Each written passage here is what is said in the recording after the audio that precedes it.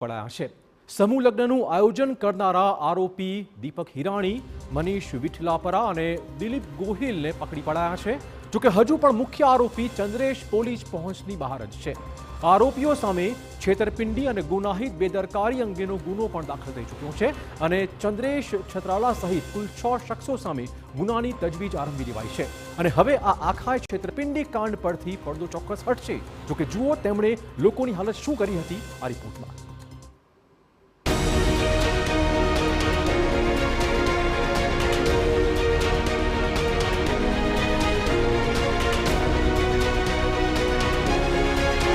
Code भरी करियाओं ने रड़ावी,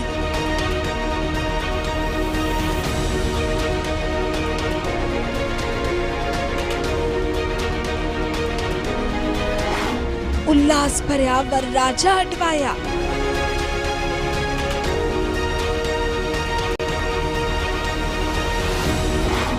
मजबूर माता पितानी वधी चिंता।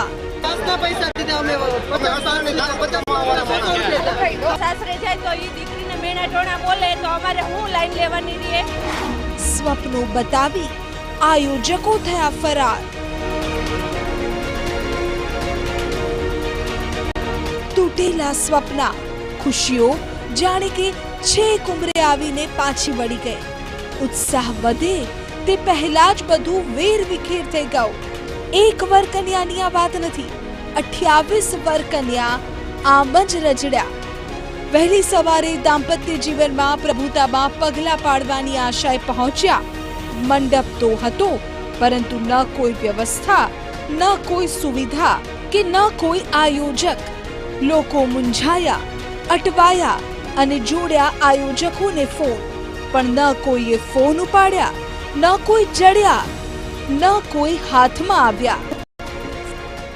ફરાર થઈ ગયા। અહીં આવ્યા હતા, એને એમ કીધું હતું કે બધું વ્યવસ્થા બધી થઈ જશે, એન્ટર ગેટ આગળથી અમારા માણસો ઊભા રહેશે। અત્યારથી કોઈ નથી, પાણી શેની વ્યવસ્થા નથી, પાણીની નથી, જમવાનું નથી, શેનું નથી। એમ ત્યાં લગર કીધું હતું। અગાઉ ફોન કર્યો હતો ચંદ્રેશભાઈને, તો એમ કીધું હતું કે કરિયાવર લેવા ગયા, પાણી તો લેવા ગયા, બધી વ્યવસ્થા થઈ ગઈ, લગ્ન પાકા જ છે, પણ અહીંયા કાંઈ નથી, બધું કેન્સલ થઈ ગયું। એવું કીધેલું હતું કે 11 સમૂહ લગ્ન છે, પછી એને ખબર ને એના મનમાં શું વિચાર આવ્યો હશે, તો એવું કહેવામાં આવ્યું કે દાતા વધી ગયા છે તો હવે વધારે લગ્ન કરવા છે, એટલે 28 લગ્ન કરી નાખ્યા। 11 લગ્નની જગ્યાએ 28 લગ્ન કરી નાખ્યા એને। પણ કોઈ વસ્તુના અહીંયા વ્યવસ્થા કરવામાં આવી જ નથી। એનો એવું વિચાર કરેલો હશે ને કે અમારે પૈસા ફરાર કરીને લઈ જવા છે એમ। કેટલા રૂપિયા તમારી પાસે જ લીધા હતા? છોકરા અને છોકરી બંને બોક્સ પાસેથી 15,000 30,000 રૂપિયા બધા એક લઈ ગયેલા છે। જમવાના પૈસા અલગ લીધા? જમવાના પૈસા પણ અલગ લીધેલા છે એને। દ્રશ્ય તો આ તમે જો એમ જોયું।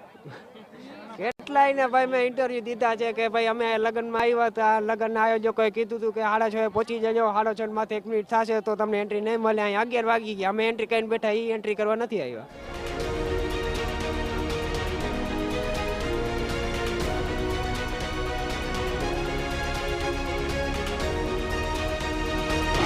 લગ્ન હતા માધાપર ચોકડી નજીક।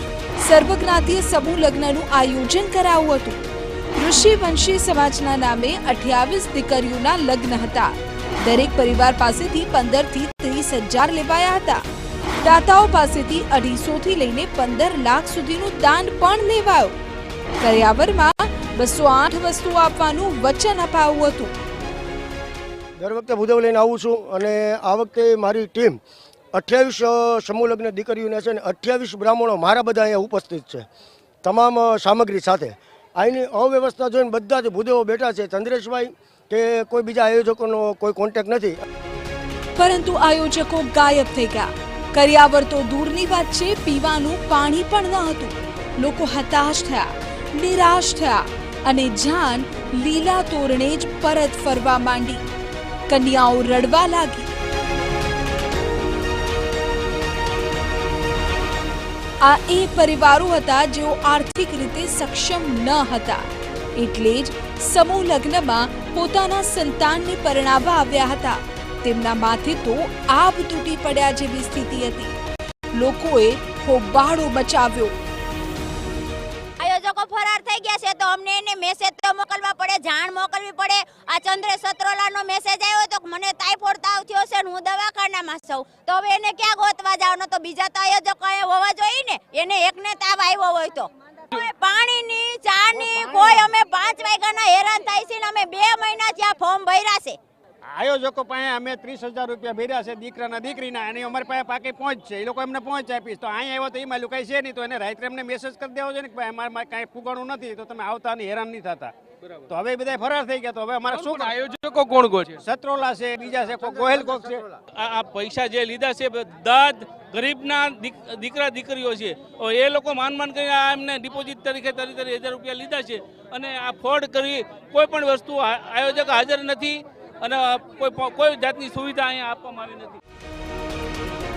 ચિંતામાં મુકાયેલા લોકોએ હંગામો કર્યો અને રાજકોટ પોલીસ દોડી આવી. પોલીસે પણ પરિસ્થિતિ સમજી લીધી અને 28 દંપતીઓના લગ્નને સૌથી પહેલી પ્રાથમિકતા આપી. આયોજકોએ છેતરપિંડી કરી છે તે વાત પોલીસે તો જાણી લીધી, પરંતુ લગ્ન કરવા કોડભરી કન્યાઓ જે આવી હતી તેમનું શું કરવું તે સવાલનું નિરાકરણ લાવવાનું પોલીસે પહેલું પગલું ભર્યું. લગ્ન લખાઈ જાય પછી મરણ થાય તો પણ લગ્ન અટકતા નથી. આ વાતને રાજકોટ પોલીસે પણ સાર્થક કરી. જેઓ હાજર હતા તેમને મનાવ્યા, જેઓ નીકળી ગયા હતા તેમનો સંપર્ક કરી પરત બોલાવ્યા, અને અનેક વર કન્યાઓને પોલીસે જ આશીર્વાદ આપી એક ઉમદા સામાજિક કાર્ય સંપન્ન કર્યું. આપણે પહેલા તો એવું વિચારીએ કે કાયદો વ્યવસ્થા ન ખોરવાય, પણ એ તો માનો કે કંટ્રોલમાં આવી જાય, પણ પછી એનો અર્થ એવો નથી કે બધા અહીંયા જતા રહે એટલે પોલીસનું કામ પૂરું થાય.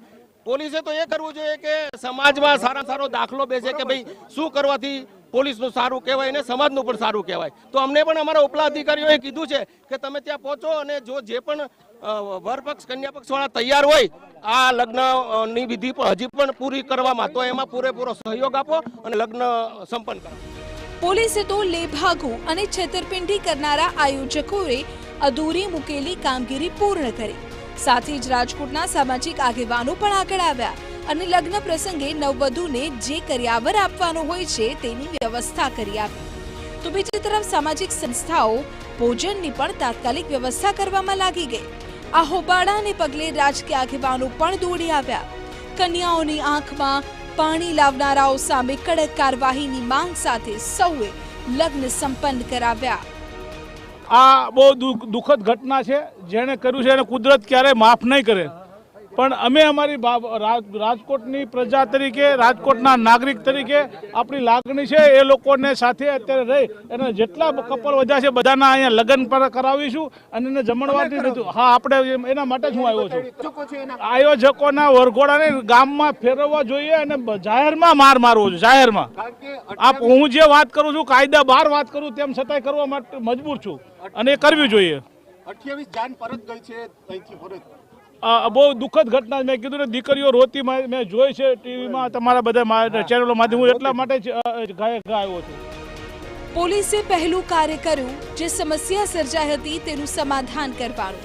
જોકે હજુ મુખ્ય કાર્ય બાકી હતું, જેના સમસ્યા ઊભી કરી તે આયોજકોને પકડી પાડવાનું, તેમને કડકમાં કડક સજા આપવાનું. કારણ કે આ કોઈ પહેલી વાર ન હતું. આયોજકોના કરતૂતોની જેમ જેમ તપાસ થશે તેમ તેમ નવા ખુલાસા થવાની શક્યતા છે. મોહિત ભટ્ટ, TV9 રાજકોટ. તો આ કેસમાં હજુ મુખ્ય આરોપી